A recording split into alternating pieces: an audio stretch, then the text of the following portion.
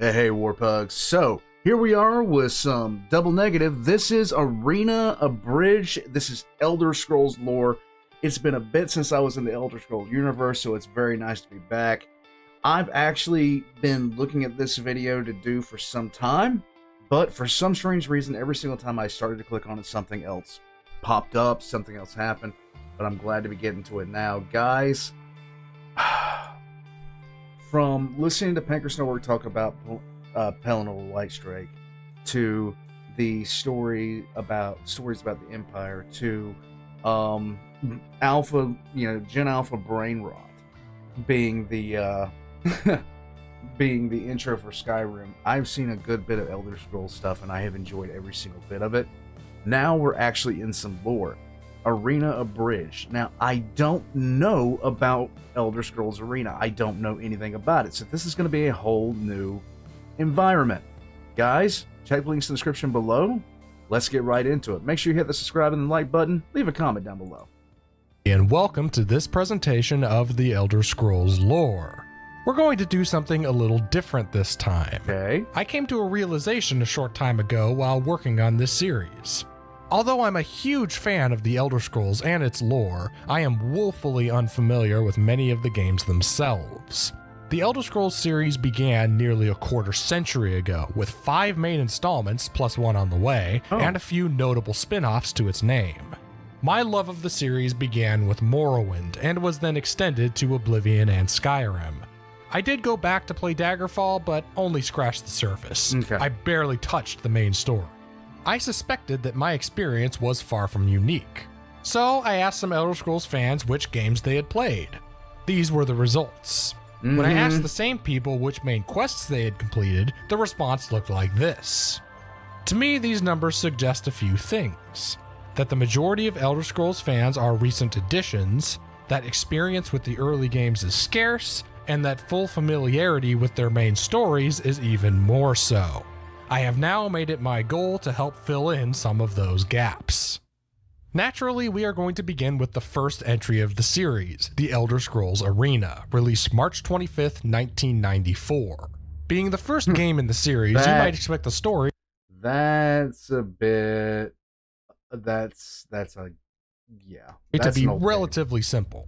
Well, you would be absolutely 100% correct in that assumption. However, just because it's simple, that doesn't mean it can't be interesting, so let's take a look. The year is 389 of the Third Era, and Emperor Uriel Septim VII rules over the entirety of Tamriel. Although the formerly warring nations of old have been unified under one banner, Tamriel remains a dangerous, hostile environment. Okay. The land is so perilous that locals have taken to calling it the Arena. In Uriel Septim's court, a similar hostility is brewing. The head of the Elder Council and chief battle mage, This looks like somebody you really want to trust. Jaeger Tharn, has grown to loathe his service to the Empire, seeing himself as little more than the Emperor's lackey.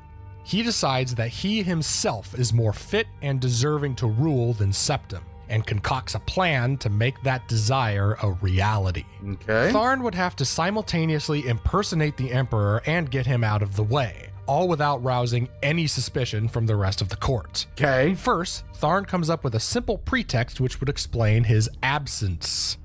He explains to the Emperor that he must take temporary leave from his duties in order to pursue his magical studies abroad.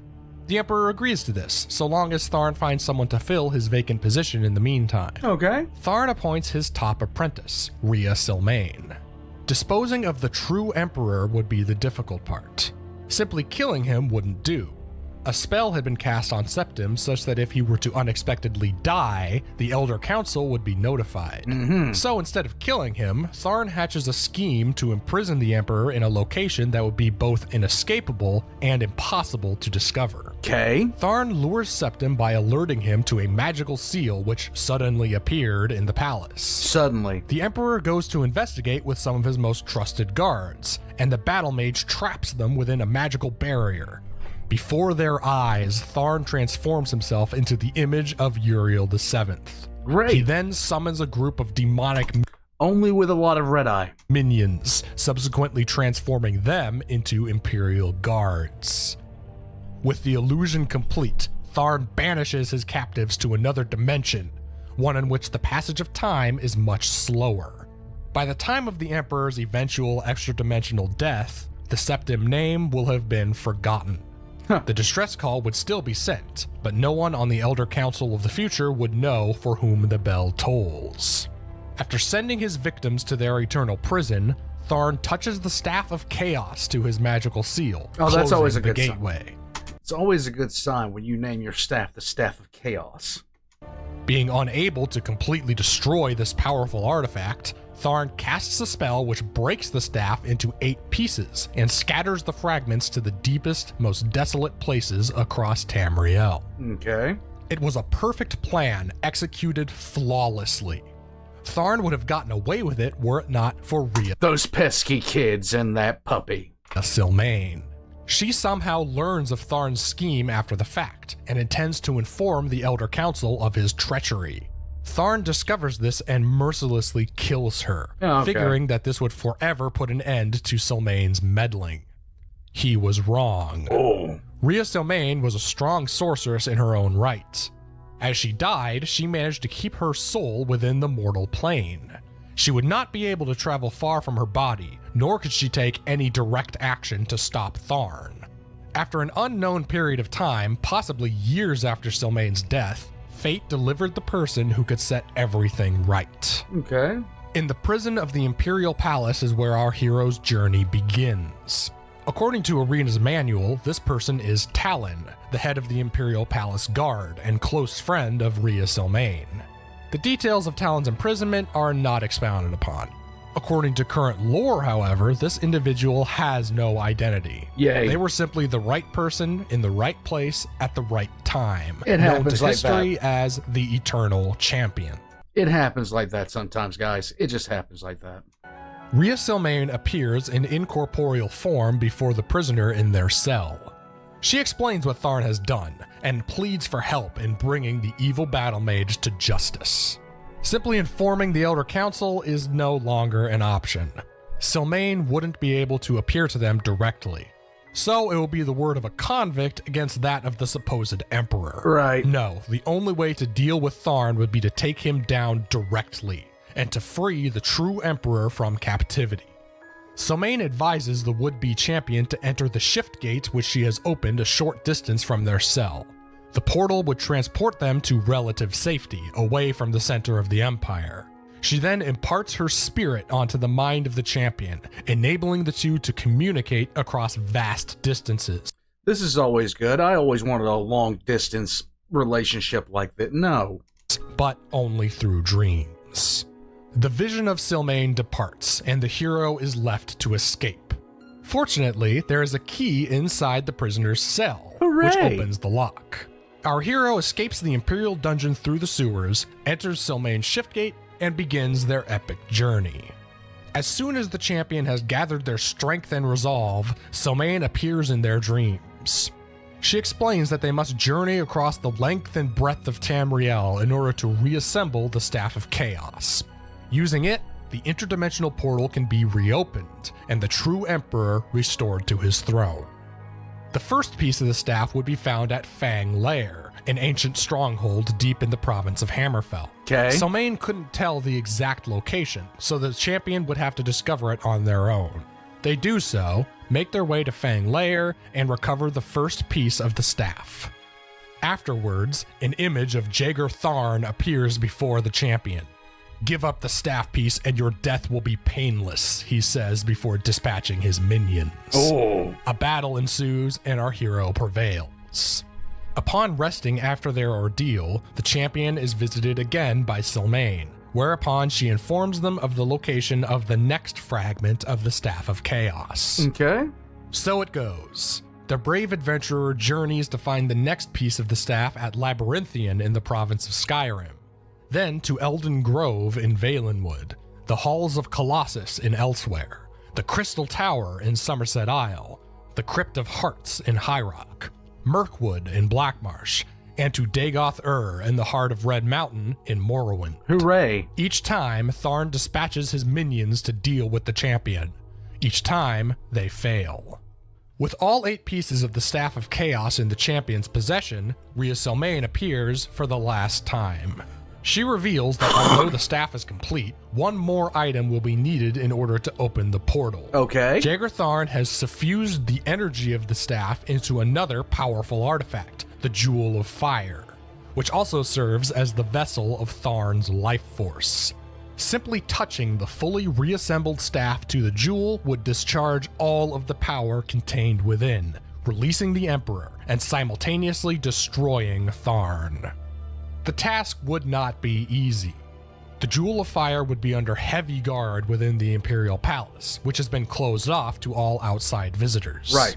Rhea Selmain uses the last of her remaining power to cast an illusion onto the champion, changing their appearance to one which will allow them to slip past the palace guards. Okay. With that, Selmain wishes luck to the fated champion on the last chapter of their journey and bids her final farewell. Our hero enters the Imperial Palace with the help of Selmain's disguise. They get past the Imperial guards stationed on the main level, then make their way down into the bowels and fight through the most powerful fiends that Tharn can muster in his defense. Before long, the champion confronts the battle mage himself. Tharn sustains critical injuries in the ensuing fight. Before the final blow is struck, the villain erects a magical barrier around himself. That is when the champion strikes their true target. They go straight to the nearby Jewel of Fire, draw out the Staff of Chaos, and prepare to bring the two into contact. Tharn cries out in panic, but it's too late. The moment the staff touches the jewel, Jaeger Tharn melts away. Hooray! They were a real big fan of having bad guys melt. Did anybody else get Indiana Jones The Last Crusade vibe? I mean, Indiana Jones and, what was it? It was the one with the Ark in it. The Ark of the Covenant. Yeah. The staff spins around until it glows with brilliant light, and a portal opens for a brief instant, allowing the Emperor and one of his guards to emerge from the other side. Jaeger Tharn is dead, Yay! and Uriel Septim VII is restored to the throne. Yay! As thanks for their unparalleled service to the Empire, Septim proclaims that our hero is to be known thereafter as the Eternal Champion, and is invited to take their place by the Emperor's side to execute his will. Yay! So concludes the story of the Elder Scrolls Arena. The adventure may be over, but we are still left with many unanswered questions. What was the ultimate fate of the Eternal Champion? What did Jaeger Tharn accomplish during his reign? Probably nothing good. Probably sat around and ate Doritos. How did Tharn acquire an artifact as powerful as the Staff of Chaos? And most crucial of all, how did that key conveniently end up inside the champion's cell? I don't know. Answers to all of these questions will have to wait until next time. Aww. Thank you very much for watching. I will see you on the next presentation of the Elder Scrolls lore. Guys, what can you say about the Elder Scrolls? What is there to say about the Elder Scrolls? It is one of the best game franchises, period, that Bethesda, is going to ruin. It's going to happen. And we're all going to be sad about it. We're all going to be intensely sad about it. Elder Scrolls 6. When is it coming out? Never. It is never, ever, ever coming out. GTA 6 is going to come out before Elder Scrolls 6 for bugs. Let me know what you think. Let me know what you think in the comment section down below. I remember I didn't even have a computer back then. I wouldn't have even thought to play this, but you always got to enjoy it. You've always got to enjoy hearing about these old games when they actually had good ideas in some of them. Guys, I'm going to take off from here. Double Negatives links are going to be in the description down below. Same as my own. Pick yourself up a shirt. Join as a member of Patreon for early access. I'll catch you guys next time.